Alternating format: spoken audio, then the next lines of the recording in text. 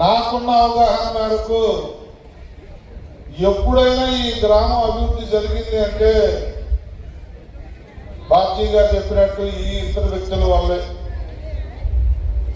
2004కు ముందు తెలుగుదేశం అధికారంలో ఉన్నప్పుడు తెలుగుదేశంలో కీలక బాధ్యతలు వహించినటువంటి జగన్నాథరావు గారి ద్వారా 2004లో బాబ్జీ గారు ఎమ్మెల్యే అయినప్పుడు 4 నుంచి 9 రమణ గారి ద్వారా, 9 నుంచి 14 నేను ఎమ్మెల్యేగా ఉన్నప్పుడు మళ్ళీ జగన్నాథరావు గారి ద్వారా, నా ద్వారా, మధ్యలో తెలుగుదేశం మళ్ళీ అధికారంలోకి వచ్చినప్పుడు మళ్ళీ జగన్నాథరావు గారు ప్రోత్సాహంతో మధ్యలో అభివృద్ధి అనేది కుండిపడింది. ఎప్పుడయ్యా అంటే 19 నుంచి 24 మధ్యలోనే అభివృద్ధి కుంటుపడింది అన్న విషయాన్ని కూడా గమనించమని చెప్పి నేను తానా ప్రజలను కోరుతా ఉన్నా. ఇది నేను చెప్పే మాట కాదు, రాజకీయం కాదు. మీరు అభివృద్ధి ఎప్పుడు జరిగిందనేది చూసుకుంటే మీకే స్థానికులుగా అర్థం అవుతుంది. బాబ్జీ గారు కానీ, బండారు గారు కానీ, నేను కానీ, ఈ ఇద్దరు నాయకుల ప్రోత్సాహంతో నాకు రమణ ఫోన్ అన్నా, రమణ మాట్లాడుతున్నారన్నా నాకు భయం.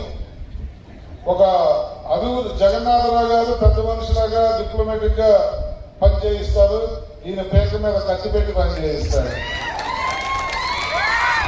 ఇద్దరు కూడా ఎప్పుడు అనునిత్యం కూడా ఈ గ్రామ అభివృద్ధి, ఈ గ్రామం ప్రజల మెప్పు పొందడం కోసం అహర్నిశలు కష్టపడుతున్న వ్యక్తులు.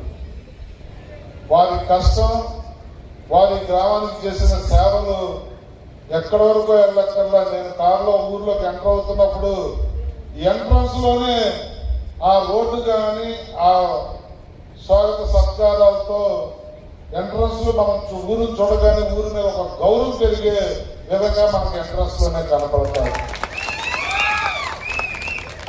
అక్కడితో మొదలుకొని వారు ఏదైతే ఈ గ్రామానికి అవసరం అన్ని కూడా ఒకటి చేసుకుంటూ ముందుకు పోతా ఉన్నారు.